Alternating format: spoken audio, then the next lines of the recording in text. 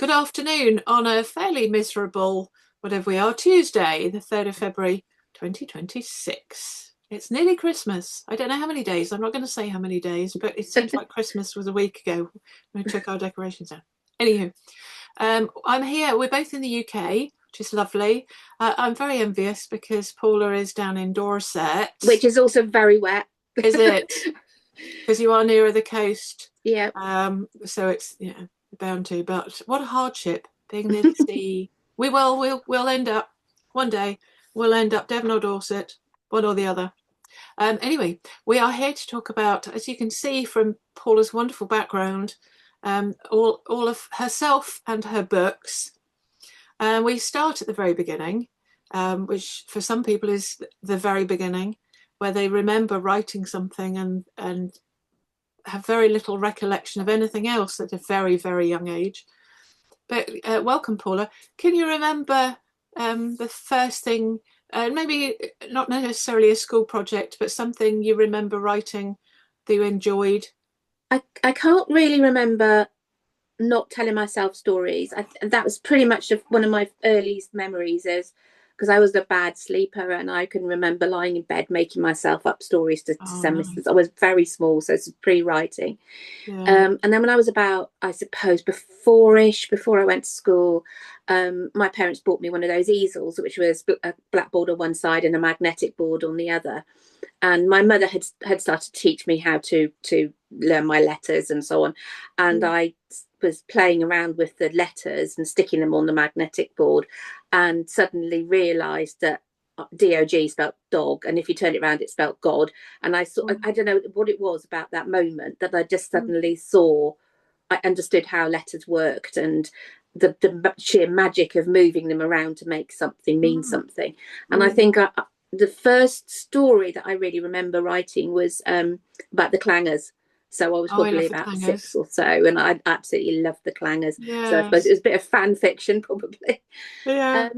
And then I got my brownie writer's badge and my guides writer's badge with a whole lot of very plagiarized romantic stories. So yeah, I didn't really stop. As soon as I could write, I did start writing stories. So Wow.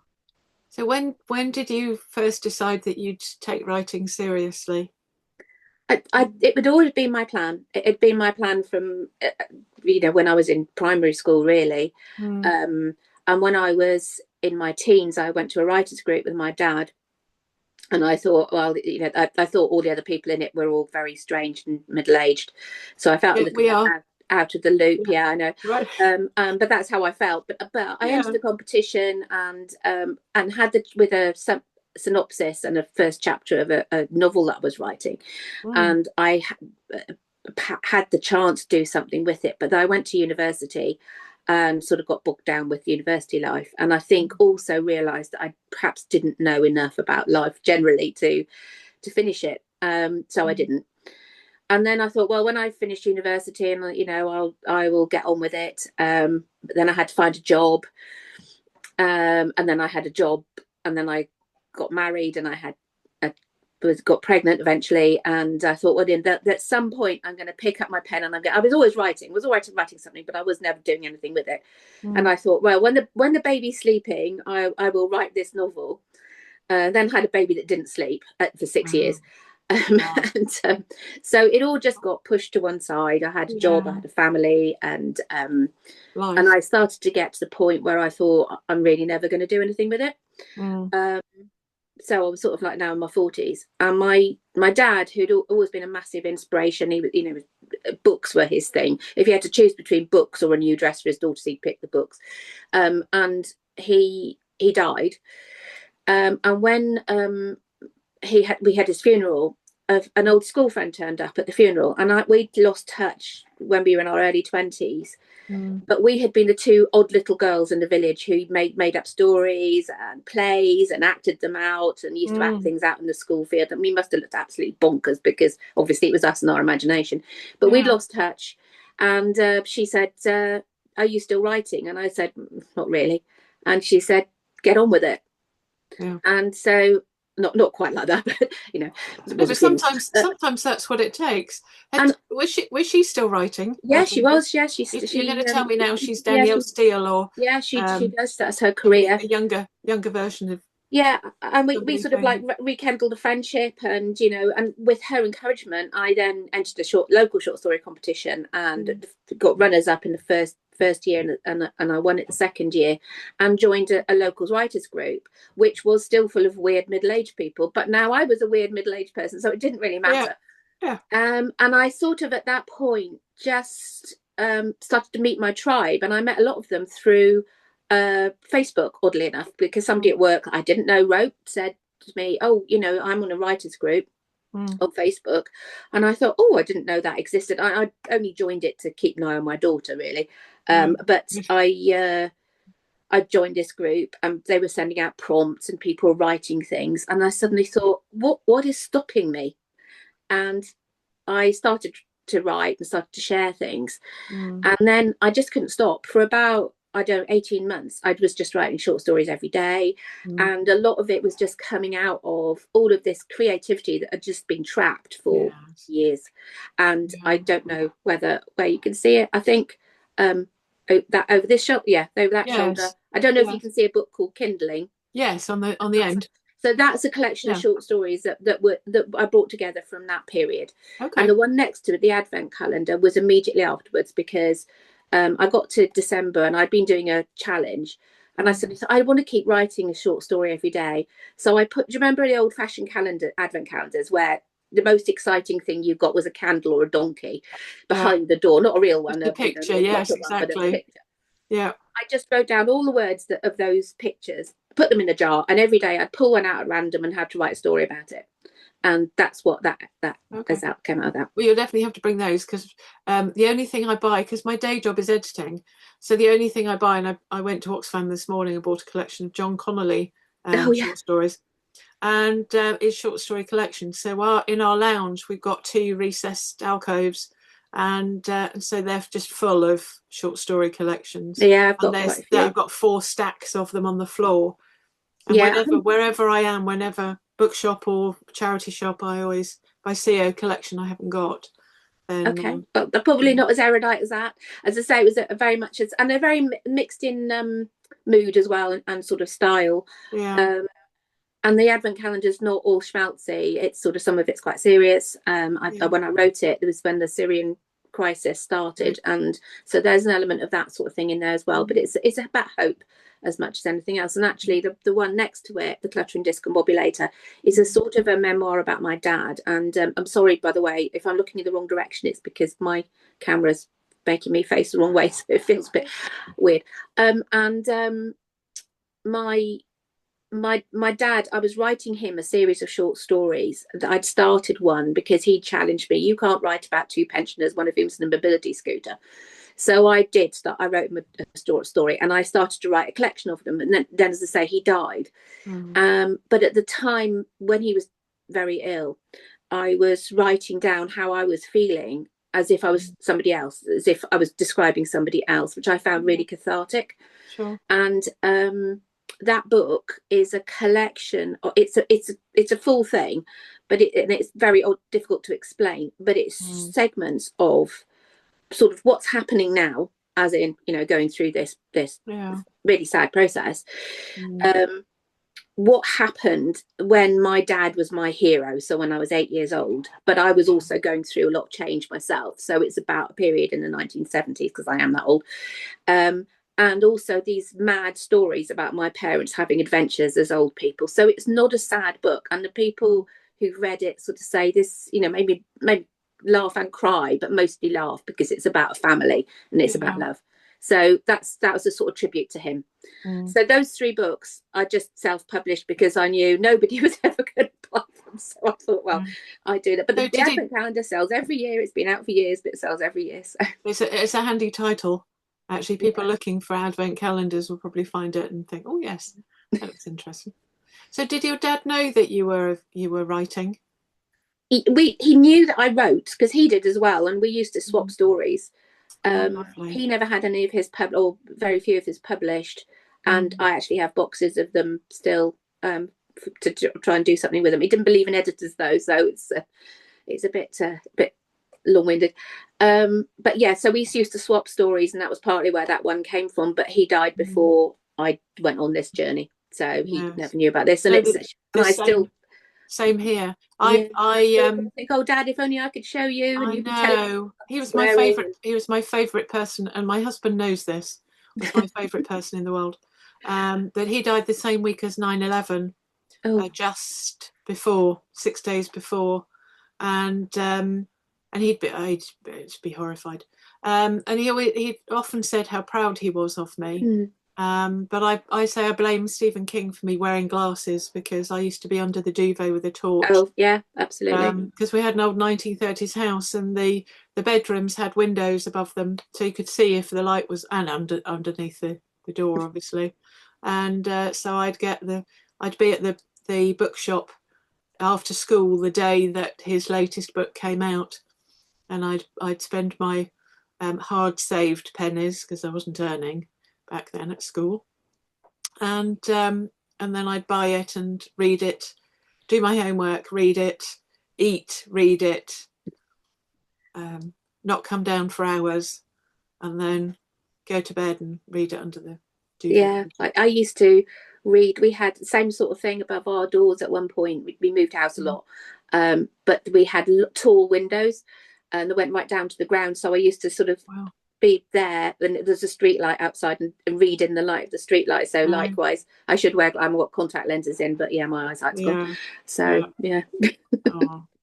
So why did you choose historical? Because I went to Challoner's, so that would have been early 80s, and ish 12. Yes, very tail end of the 70s, early 80s, and it's just unfortunate syllabus, but it was all about learning statistics and dates, and I have a terrible memory. I've always have done, always will have, and so it killed any love I would have had of history, and I think for me, because I haven't got a great memory for dates either.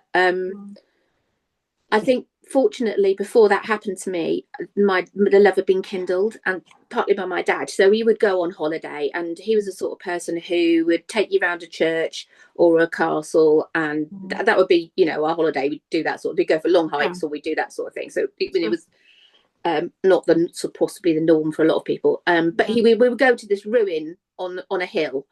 And by the time he'd finished, you could hear the prisoners in the dungeon screaming for mercy, and you just had this sense of it all. Yeah.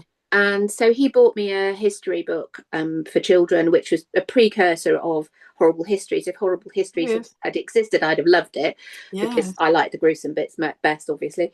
We did Macbeth. He introduced me to historical fiction for children, and so I just absorbed that. And I also loved mystery fiction, so the famous Five, Secret Seven, all of that sort of thing. Like most children of probably my generation who like that sort of book. So I had those two things together, and I always thought one day I'm going to write that kind of book, but it's going to have a woman as the main character rather than a man or a boy. So eventually that's what I did. And you write fantasy as well? I do. The book I can show you later on, but the one that's called The Income actually has a different cover now, and that actually was the first full-length book I started but didn't finish when I finally got back into the zone of starting to write again, and I didn't finish it until years later. So but that's sort of it's a fantasy. It's very hard to describe. It's a contemporary story set in the Highlands of Scotland, where a woman and her brother have gone to basically hide away because he's turned into a werewolf, and she wants to hide him away until a cure is found.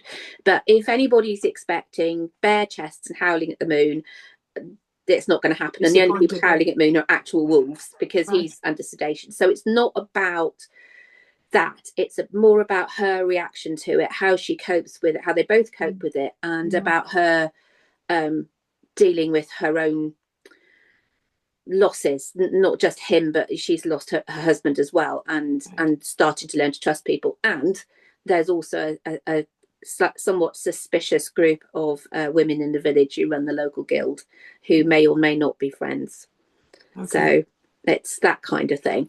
And then the other groups of women are good bases for suspicion. And well, yeah, but sometimes it's true.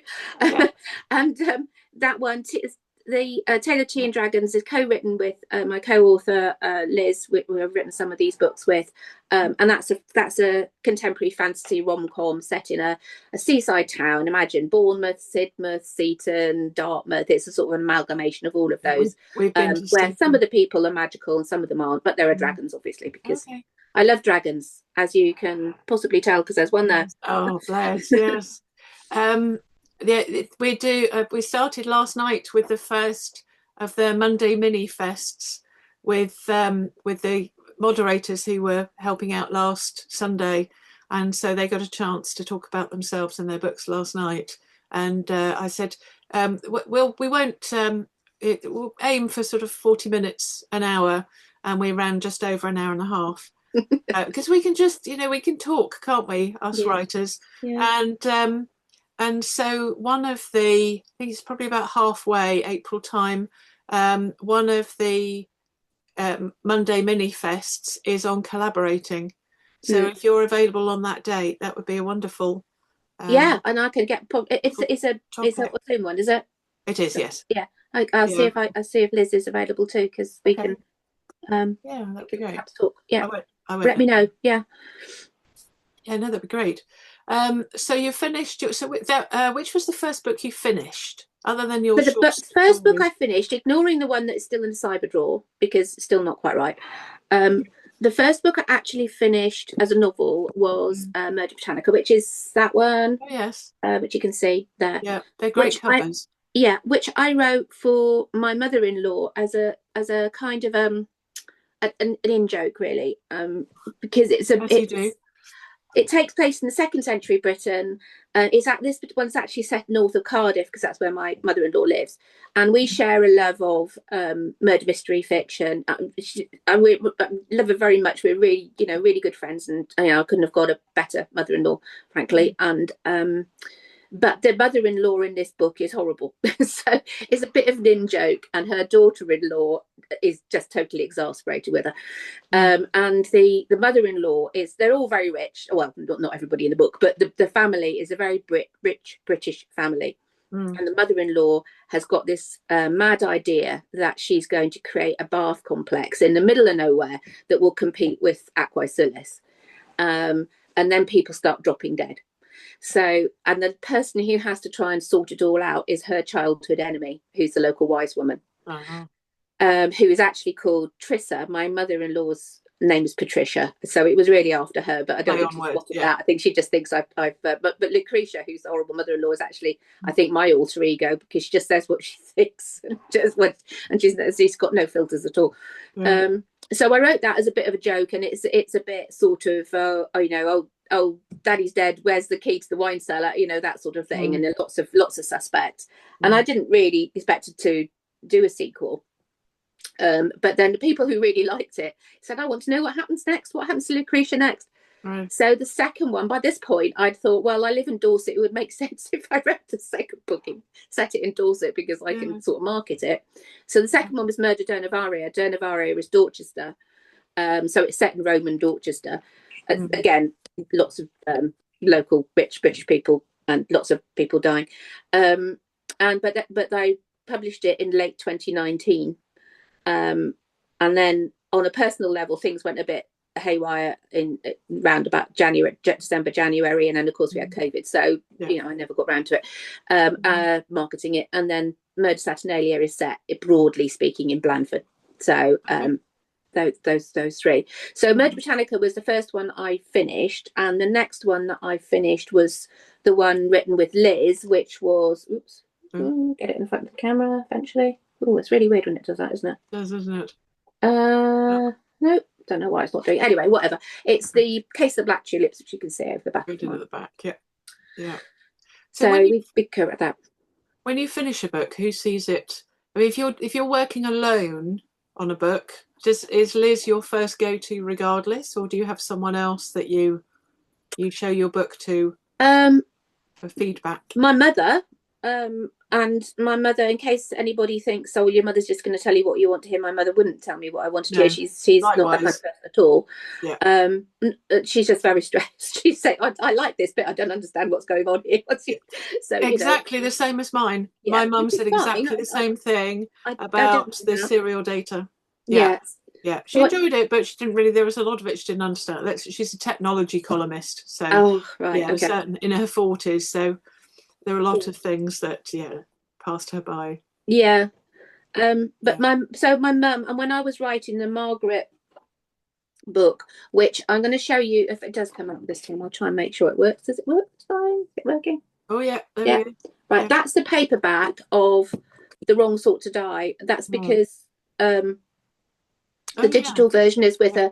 a publisher, but the paperbacks I'm still doing myself. So that's the if you come along and want to buy my book, that's what it'll look like as paperback, and Okay. that's what it I looks love like the as an ebook. covers. Who do you get to do your covers? Which ones?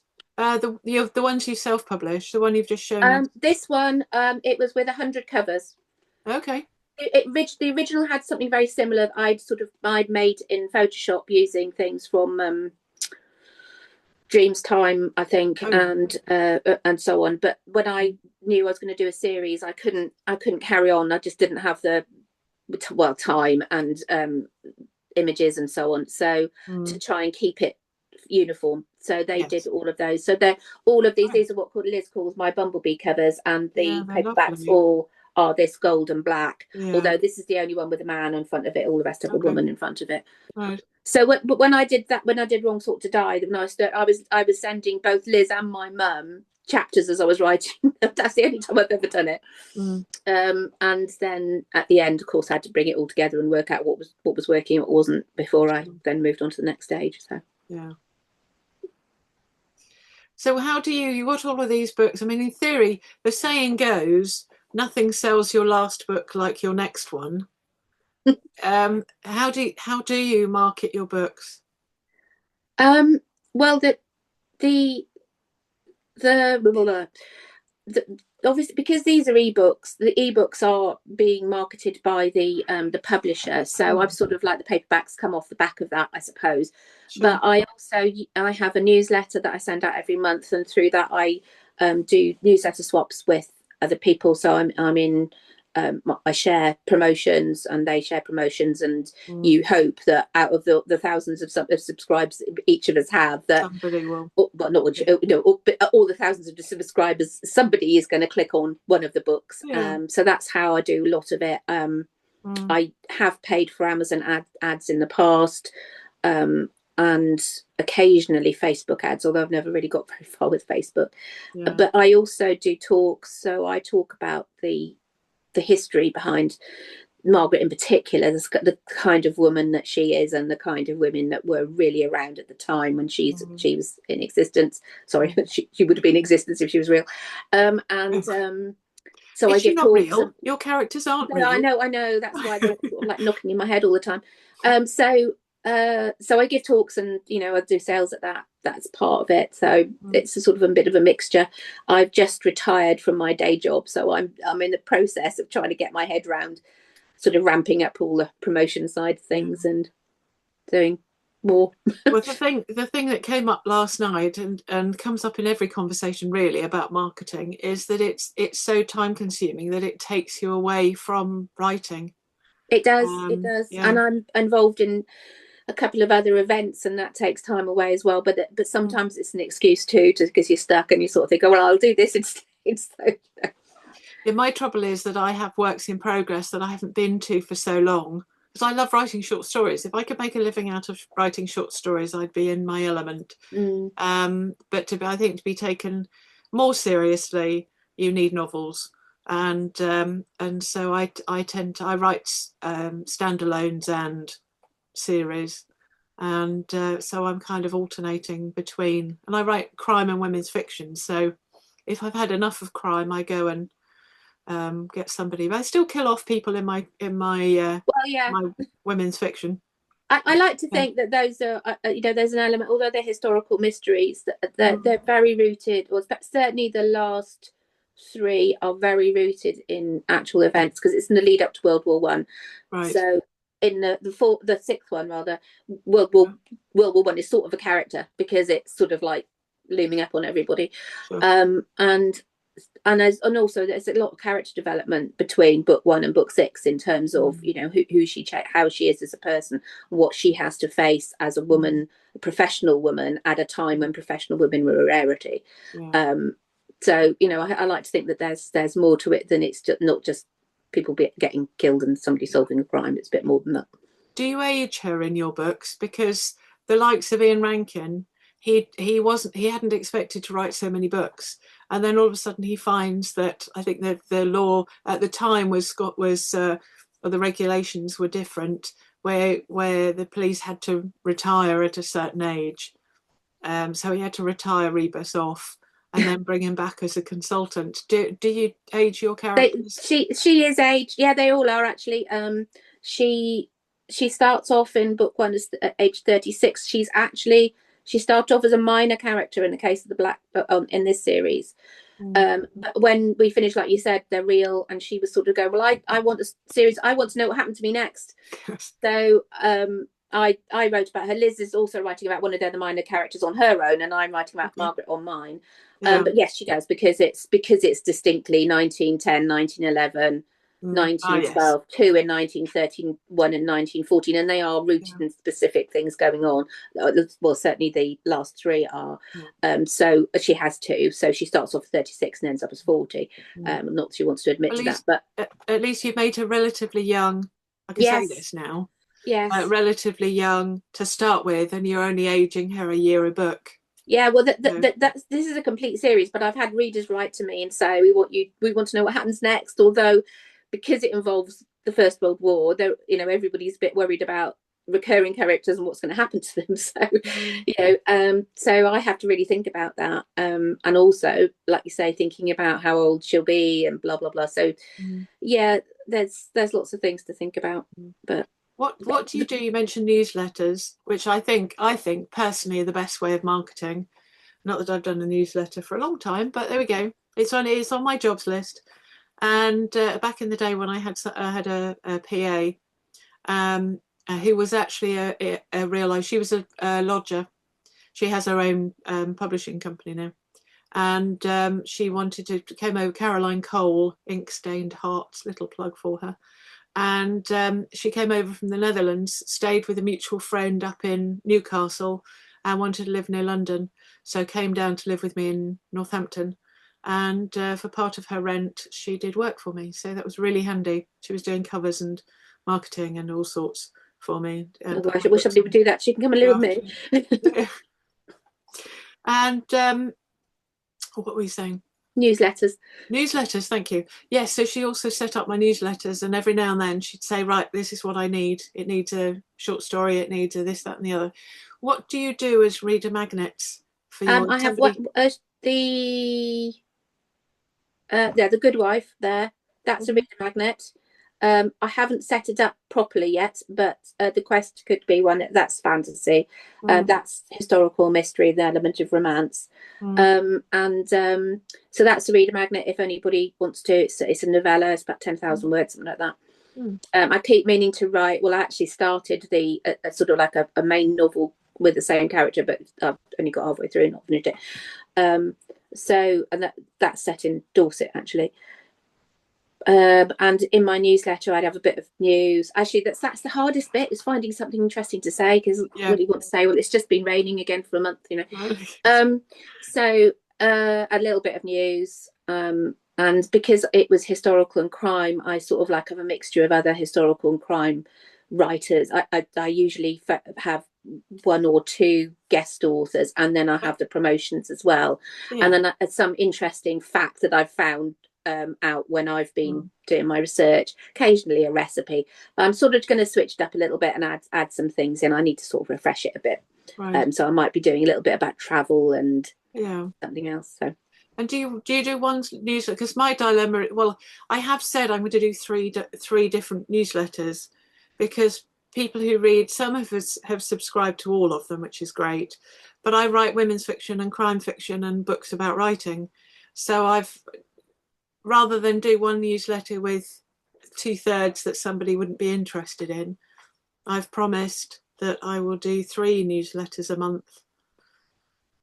Yeah, well, I've thought about doing a separate one for sort of fantasy, and alternating them. So it'd be one every other month. So if people wanted to watch, but I haven't really got very far forward with that. I think the problem with fantasy is it's such a,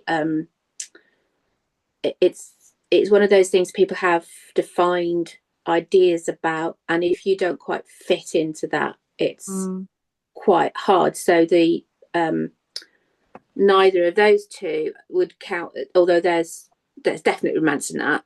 There's a little bit of romance in that. Neither of them are romantasy. There's no heat at all. They're really, well, certainly the income is about people. Like I said, the fact that some of the people just happen to be shapeshifters or whatever is sort of not irrelevant. It's very, very relevant, but it's not the focus of it. The focus is the relationships between people. So it's very hard because you're up against either the sort of romantasy side or the high fantasy, whereas it's possibly close to urban fantasy, but you trying to sort of like mix it all in, it's very difficult. Such a wide thing. Whereas I think crime, I think if you read crime, you read any crime, it doesn't matter it's historical or contemporary. You might have a view on how violent it is, but you probably otherwise just want justice to come at the end, and that's what you want. It's a bit of and to an extent, straight romance is similar in that you sort of don't care where it's set. It's more about the fact that a couple are going to fall in love by the end, so I think fantasy is very difficult to market, so I haven't really taken it. It's not something I've read. Tim, my husband, he loves science fiction, fantasy to a point, but it still has to be quite realistic and based, so sci-fi fantasy, so based around science. Yeah, it can go off at a tangent to some point. And he loves crime. He loves the Mick Herron Slough House. I took him. He was doing a talk at Buckingham Literary Festival a couple of years ago, and so I took him there. Took my husband there, and it was interesting because he said that although Mick is technically on social media, he's very lucky in respect that his publisher just wants him to write, and he's done so well that they want as many books as possible. So they have a team. Every now and then they'll run something past him, but it's the team, it's the publisher who does all his marketing, which would be nice. Oh, absolutely. Yes. Well, I've just taken Donna Morfitt on to do some of mine. She's starting with a book tour for my first dog detective. So it's just nice. I think blog tours are a good economic way of getting... It is. I did do that with the early Margaret books because I knew the next one was coming out straight away. I didn't do it with the Incomer because I have still got to write it. So I thought I'd probably leave it. I have done them. They are very good. I think they're really effective. And you get quotes from the bloggers, which is really handy to do posters and social media posters and other things like that with it. It's interesting to you're a lady after my own heart, because my hard drive is actually full. I need to thin it out. Luckily I have 2, so it's just pairing off anything that's not really a Word document onto the other computer, the younger computer, and it has so many works in progress on it that I think at some point I'll go through. But if you said there was one that you will probably never see light of day, you got to a certain point you thought no. And I have I still have hope for my 45,000 word crime novel, but I ran out of steam a bit. But it's been so long that I could go back and see it with fresh eyes, which helps. Yeah. And I have a 100,000 word serial killer, which I can't decide whether it's a standalone, a trilogy, or a quadrilogy. Oh gosh! Because I wrote it, and there are lots of things, so they can easily be split up, but there still needs to be the main character running through it. But I don't know the connection between him and certain other aspects of it. So that's something I need to probably spend a week. Yeah, you feel A like you week need and do it. about 10 brains sometimes, don't you? Exactly. So what do you alternate between? I mean, it sounds like you're concentrating on your historical mystery Yes, rather I mean, than. well, Liz and I will be working on. Well, the second one is actually out of the Tailored Tea and Dragons. There's the second one out, and we're working on the third at the moment. So we're hoping that'll be out later than this year. Okay. I'm working on another historical mystery at the moment which is new. So it's been fighting back a little bit because I think I need to get to know the characters better than I do. I know one of them really well, but the other one sort of seems a bit elusive. Okay. And yeah, it's at the moment I sort of feel overwhelmed with ideas and sort of having to sort of focus on the one thing at a time, really, because otherwise I get That's sidetracked. why I love short stories. Yeah, but I have I more haven't written ideas one than I for a can long cope with. time. It's such a different knack doing one to the other. And yeah, so I think I've sort of got into the habit with long fiction and the sort of, I could do with doing some short stories again. I've got ideas, but just the trouble is I start them out. I mean, The Income I started out as a short story, and I thought, no, this is going to be a novella, and then next thing I knew, I had 100,000 words, and then I had to cut them down again. So it's which is no bad thing, no, really. that's true. I'm a bit of an overwriter. I usually have to hack it. Right. It's something chronic. Yeah, yeah. So what do you do when you're not? It sounds like you write a lot.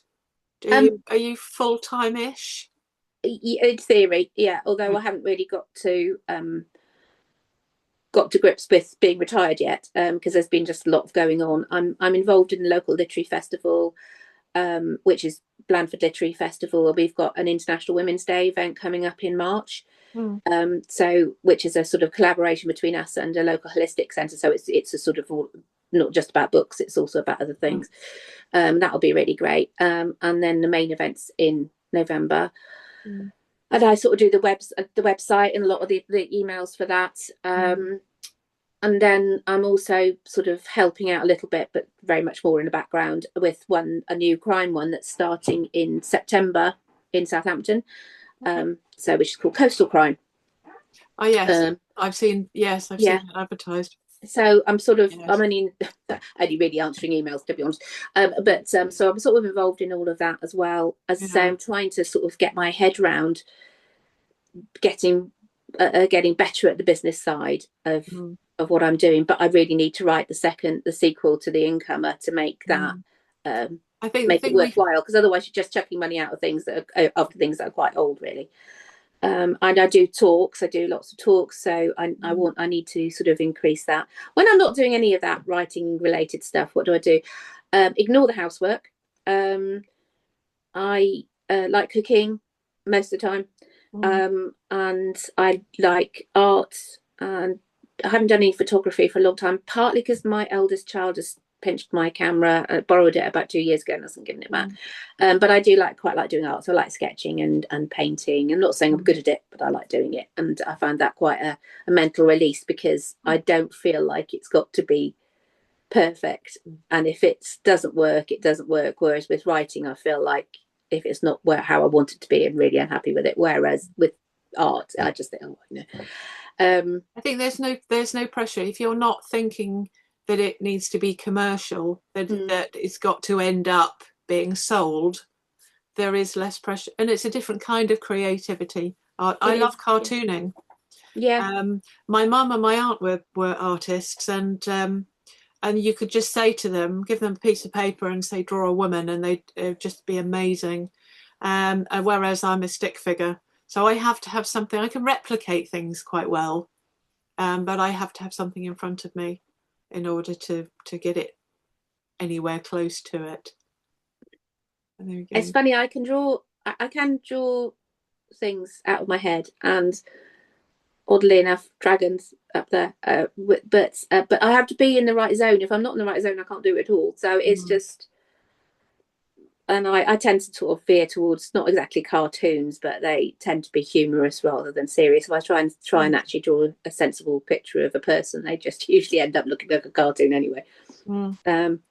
So yeah, and it's just, it does release a different part of your brain, and I do find it quite good for just, and sometimes just sitting there with paints and just making just colours onto a piece of paper, and it not with any kind of aim, and just sometimes it sort of ends, it's probably all very psychological, but it sort of ends up with something, and it sort of, I don't know, it just releases something, so I enjoy that. Absolutely. Absolutely. Yes. Just doing something for pleasure. Well, thank you very much. It has been a pleasure chatting with you, and I look forward to seeing you and your short story collections. So I shall be buying your short story collections in April. Okay. And in the meantime, hopefully we'll see you again for a mini fest. Yeah. This will go on your page, on your April page, and okay, then replicated depending on which mini fest you're able to get to. Okay. All right. All right. Thank you so much. Okay. Thank you. Okay. Bye-bye. Bye.